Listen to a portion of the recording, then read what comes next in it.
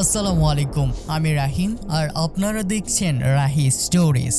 কয়েকদিন আগে আমার কাছে একটা ভয়েস নোট আসে। পাঠিয়েছিলেন কুড়িগ্রামের এক ব্যক্তি মেহরাজ। তিনি দাবি করছেন কৌতূহল থেকে কালো জাদুর জগতে জড়িয়ে পড়ে তিনি নিজের জীবনটাই ধ্বংস করে ফেলেছেন। আর আমি সেই গল্পটাই আপনাদেরকে শোনাবো। চলুন শুনে আসি মেহরাজের নিজের মুখ থেকে তার ভয়ঙ্কর স্বীকারোক্তি। জানি না কিভাবে শুরু করব। ৩-৪ বার রেকর্ড করেও মাঝপথে থামিয়ে ডিলিট করে দিয়েছি, কিন্তু আজ আর থামবো না। আজকে শেষ করতেই হবে আমাকে। আপনাকে আমি ব্যক্তিগতভাবে চিনি না ঠিকই, কিন্তু আপনার গলার আওয়াজ আমি অনেক রাত জেগে শুনেছি, একা একা কান্না চেপে রেখে। এই ফ্রিতের আদালত গল্পটা যেদিন প্রথম শুনেছিলাম সেই রাতেই আমি একদম ঘুমাতে পারিনি। ওই গল্পের লোকটার মধ্যে আমি নিজেকে দেখতে পেয়েছিলাম। একই রকম শুরু, একই রকম একটা ভুল, যেটা প্রথমে ভুলই মনে হয়নি। আমার নাম মেহরাজ। বয়স আর বলছি না, বয়স দিয়ে এখন আর কিছু বোঝা যায় না। শুধু এতটুকুই বলি, আমি এখনো বেঁচে আছি, আর কতদিন থাকবো তাও জানি না। আজকে আপনাদের আমার পুরো জীবনের সত্য কথা বলবো, শুরু থেকে শেষ পর্যন্ত। আমার বাড়ি কুড়িগ্রাম জেলার ধরলা নদীর পাশে একটা ছোট্ট গ্রাম, নাম বাইশপুকুর। বছরের একটা সময় বন্যা আর নদী ভাঙ্গনের সাথে যুদ্ধ, বাকি সময় শুধু 2 বেলা খাবার জোগাড়ের চিন্তা। আমার আব্বা অন্যের জমিতে চাষ করতেন, আম্মা ঘরে বসে নকশিকাঁথা সেলাই করতেন। আমরা 3 ভাই বোন, আমি সবার বড়, তারপর ছোট বোন সুমাইয়া, সবার ছোট আমার ভাই। গরিব ঘরের ছেলে হলেও আমার মাথায় একটা অন্যরকম পোকা ছিল। ছোটবেলা থেকেই আমার আগ্রহ ছিল সেই সব জিনিসের প্রতি যেগুলো নিয়ে মানুষ দিনের আলোয় কথা বলতে ভয় পায়, কিন্তু রাতের অন্ধকারে চুপি চুপি গল্প করে বেড়ায়। আমাদের গ্রামে একজন কবিরাজ ছিলেন, ছমির কবিরাজ। বয়স্ক মানুষ, একা থাকতেন গ্রামের শেষ মাথায়। আমার বয়স যখন 8-9, পাশের বাড়ির এক ভাবি হঠাৎ অস্বাভাবিক আচরণ করতে শুরু করলেন। রাতে চিৎকার করতেন, কারো সাথে কথা বলতেন যাকে আমরা দেখতামও না। লোকে বলতো জিন ধরেছে। ছমির কবিরাজ এসে কিছু বললেন, ফু দিলেন, একটা কালো সুতায় ঘিরে বেঁধে দিলেন। 7 দিন পর ভাবি সম্পূর্ণ স্বাভাবিক হয়ে গেল। সেদিন থেকে আমি ছমির কবিরাজকে অন্য চোখে দেখতাম, যেন তিনি অন্য একটা পৃথিবীর চাবি জানেন। তার কাছে শিখতে চাইতাম, কিন্তু তিনি কাছে ঘেঁষতে দিতেন না। একদিন বলছিলেন, এই পথ তোর জন্য না রে বাবা, এই পথে আসার আগে অনেক কিছু হারাতে হয়, তুই পারবি না হারাতে। তখন ঠিকই বুঝিনি, অনেক পরে তা বুঝেছিলাম। ততদিনে দেরি হয়ে গিয়েছিল। বছরের পর বছর গেল, আমার এই আগ্রহ কমলো না, বরং বাড়ল। মক্তবে কোরআন শিখেছি, নামাজ পড়তাম, কিন্তু মনের কোণে একটা প্রশ্ন সবসময় থেকে যেত। এই অদৃশ্য জগৎ, এই জিন পরি কবিরাজ, এর পেছনে আসলে কি আছে? রাতে শুয়ে শুয়ে কল্পনা করতাম ছমির কবিরাজের ঘরে কি আছে, কিভাবে শিখেন এসব মানুষ। আমার বয়সী ছেলেরা যখন মাঠে খেলতো, আমি তখন গ্রামের বয়স্ক মানুষদের কাছে লুকিয়ে লুকিয়ে গল্প শুনতাম।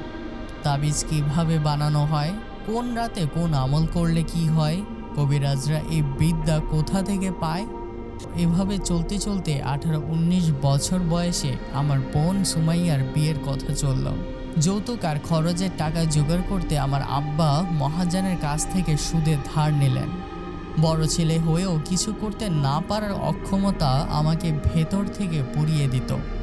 তখন মাথায় এলো একটা পাগলামের চিন্তা, যদি আমি নিজেই এই বিদ্যা শিখতে পারি।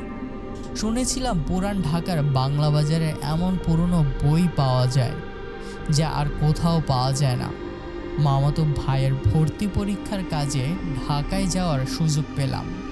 দুপুরের দিকে একা একা বাংলা বাজারের গলিতে গলিতে ঘুরলাম, দোকানে দোকানে জিজ্ঞাসা করলাম, আমলিয়া, তাবিজ এসব বিষয়ে কোনো পুরনো বই আছে কি? বেশিরভাগ দোকানি মাথা নেড়ে না বলে দিত। একজন তো সরাসরি বলল, এসব নিয়ে ঘাটাঘাটি করো না বাবা, ভালো হবে না। বিকেলের দিকে একটা দোকানের পেছনে বিক্রি না হওয়া বইয়ের স্তূপ, একটা বই চোখে পড়ল, গাঢ় বাদামি মলাট, কোনো নাম নেই। হাতে নিলে অস্বাভাবিকের চেয়েও ভারী মনে হয়। দোকানদার বুড়ো মানুষটি বললেন, ওটা বিক্রির জন্য না, কে একজন জানি রেখে গেছে বাবা, ফেলেও দিতে পারছি না। আমি জোর করলাম। বইটা হাতে তুলতেই বুঝলাম এটা গরম। জুনের রোদেও আশেপাশের কোনো বই এমন গরম না, কিন্তু এই বইটা যেন ভেতর থেকে গরম, জীবন্ত শরীরের মতো। ভেতরের পৃষ্ঠাগুলো অদ্ভুত, বাংলা আরবি মেশানো হাতের লেখা। প্রথম পৃষ্ঠায় একটা চিহ্ন, যার দিকে তাকিয়ে থাকলে চোখ স্থির রাখা যায় না।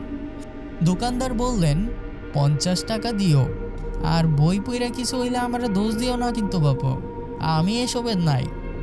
আমি হেসে উড়িয়ে দিয়েছিলাম। এখন বুঝি উনি সাবধান করার শেষ চেষ্টা করেছিলেন। বাসের পাশের সিটে একটা বাচ্চা আমার ব্যাগের দিকে তাকিয়ে হঠাৎ থামছিলই না, এমন কান্না শুরু করলো। মা বাচ্চা নিয়ে দূরে চলে গেলেন, তখনও বুঝিনি কেন। বাড়ি ফিরে বইটা তোশকের নিচে লুকিয়ে রাখলাম। প্রথম রাতে হারিকেনের আলোয় পড়তে বসে বুঝলাম এশা থেকে ফজর, পুরো রাতটা যেন 10 মিনিটের মধ্যে চলে গিয়েছিল। কিন্তু পৃষ্ঠায় ছোট নির্দেশনা ছিল। প্রথমে নিরীহ মনে হয়েছিল, রান্নার রেসিপির মতো সহজ। এরপর ছোট ছোট অস্বস্তিকর ঘটনা শুরু হলো। আমাদের পুরনো বিড়ালটা আর আমার ঘরে ঢুকতো না, দরজার সামনে এসে বসে তাকিয়ে থাকতো। আম্মা একদিন বললেন, আমার ঘর থেকে পোড়া গন্ধ পাচ্ছেন, যদিও আমি কিছুই পোড়াইনি। বৃষ্টির পর ভেজা মাটির সাথে পোড়া গন্ধ মেশানো, যে গন্ধ আমি জীবনেও আগে পাইনি। একদিন রাতে একটা পৃষ্ঠা দ্বিতীয়বার পড়তে গিয়ে খেয়াল করলাম আগের চেয়ে যেন একটা লাইন বেশি আছে। নানু একদিন ঘরে এসে চুপ করে দাঁড়িয়ে থেকে বললেন, তোর ঘরে কিছু আছে মেহরাজ। আমি হেসে উড়িয়ে দিলাম, কিন্তু ভেতরে একটা ভয় জমতে শুরু করেছিল। সেই ভয়ের চেয়ে বড় ছিল আমার কৌতূহল আর পরিবারের অভাব।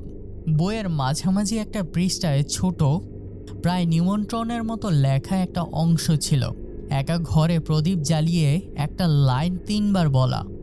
কিন্তু যে রাতে মহাজনের লোক বাড়ির দরজায় এসে হুমকি দিয়ে গেল, আম্মা রান্নাঘরে বসে কাঁদছিলেন।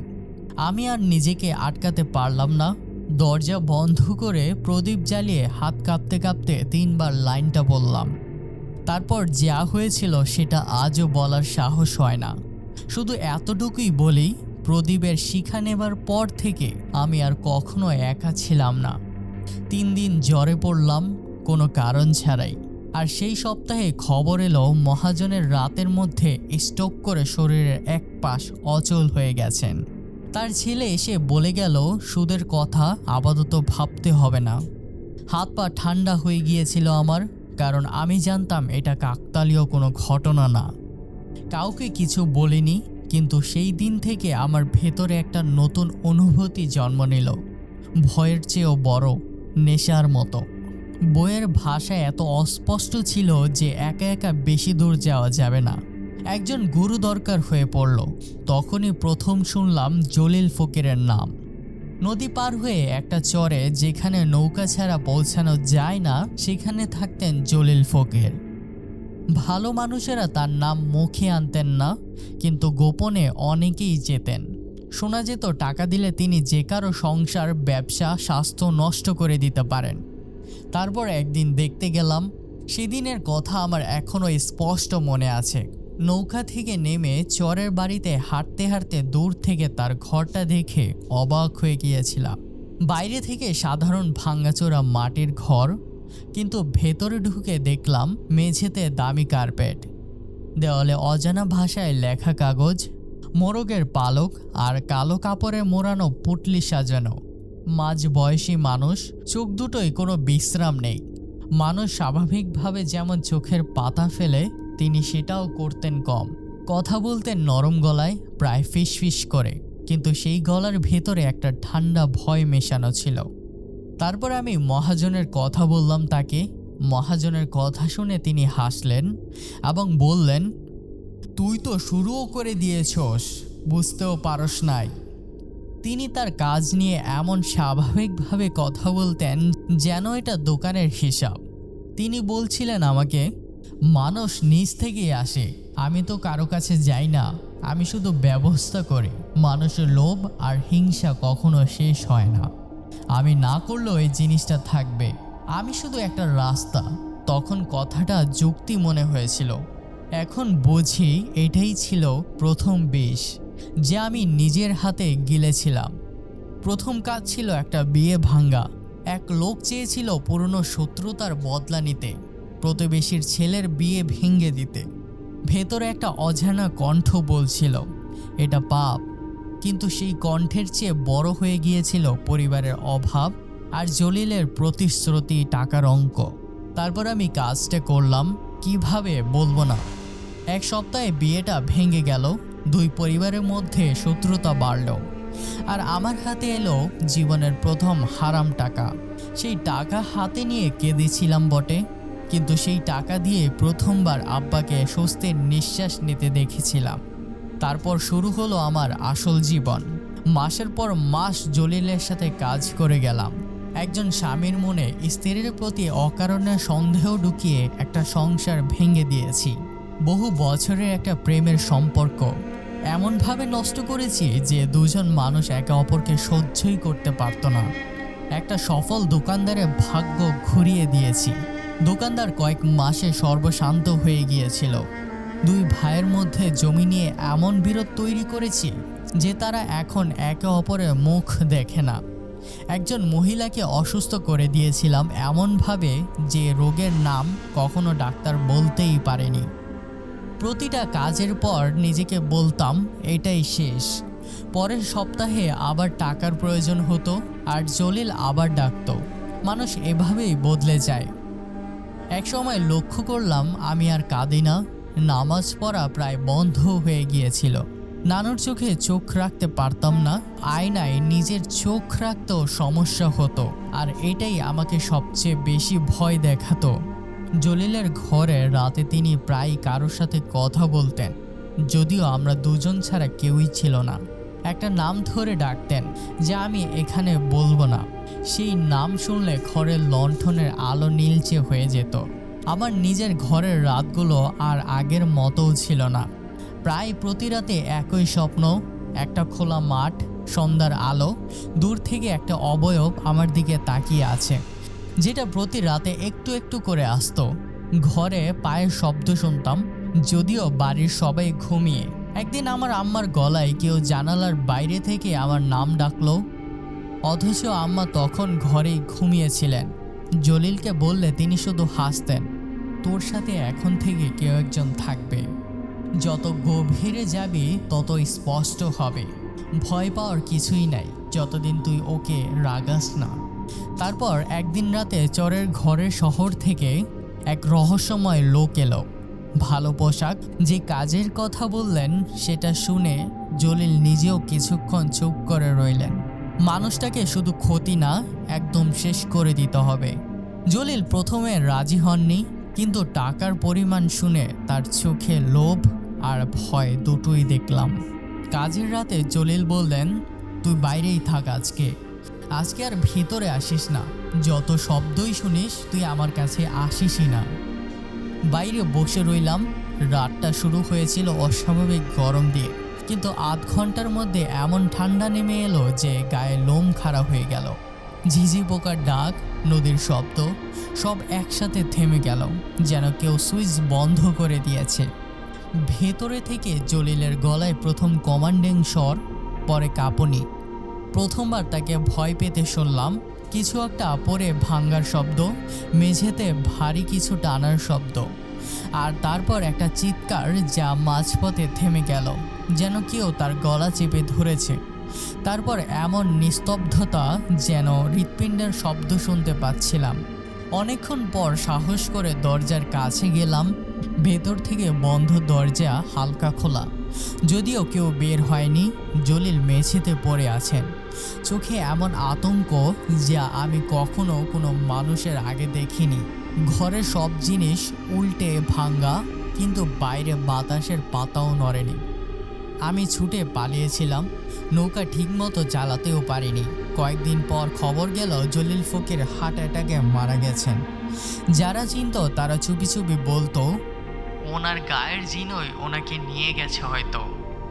আর সেই শহরের লোকটাকে কোনো নৌকার মাঝি চরে আসতে বা যেতে দেখেনি।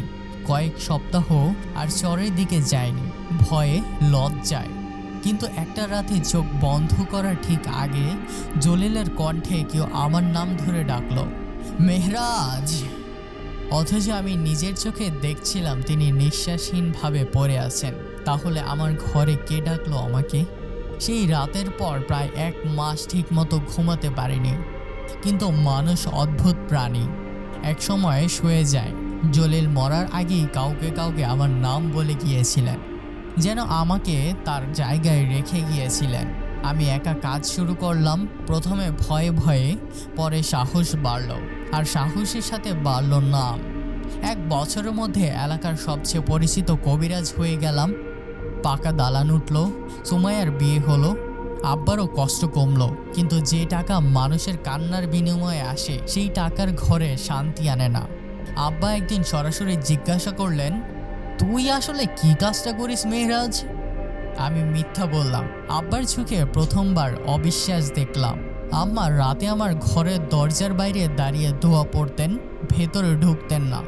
আমার আম্মা নিজের ছেলেকে ভয় পেতে শুরু করেছিলেন। গ্রামের একজন মুরব্বী প্রকাশ্যে বললেন, মেহরাজের ঘরে আল্লাহর রহমত নাই, ওইদিকে যাইস না তোরা কেউ। মানুষ গোপনে আসতো, কিন্তু প্রকাশ্যে কথা বলতে ভয় পেত। আমি ধনী হয়ে গিয়েছিলাম, কিন্তু একাও হয়ে গিয়েছিলাম। কয়েকটা বিয়ের কথা এসেও ভেঙে গেল বারবার।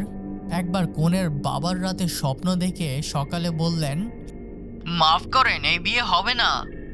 তিনি কি দেখেছিলেন তা আর বলেননি, কিন্তু তার চোখে বুঝেছিলাম কিছু একটা তাকে দেখানো হয়েছে। আরেকবার মেয়ের পরিবারের বিয়ের তারিখ ঠিক করার পর হঠাৎ চিঠি পাঠালো, কোনো কারণ না দেখিয়ে বলল, আমরা আর এগোতে চাই না। এই প্রত্যাখ্যানগুলো পেছনে কাকতালীয় কিছু নেই, কিন্তু কাকে দোষ দিব জানতাম না, নিজের পাপকে নাকি যাকে এতদিন ব্যবহার করেছি তাকে। বয়স বাড়তে লাগলো, ঘরে কেউ এলো না, বন্ধুরাও দূরে সরে গেল, ভাই শহরে চলে গেল। বাড়িতে আমি, আব্বা, আম্মা, 3 জন মানুষ, প্রত্যেকে যেন আলাদা আলাদা একটি দ্বীপে বাস করতাম। একই ছাদের নিচে থেকেও একে অপরের সাথে কথা বলার ভাষা হারিয়ে ফেলেছিলাম। রাতে আর শান্তি ছিল না, ঘুমাতে গেলেই মনে হতো আরেকজন আছে।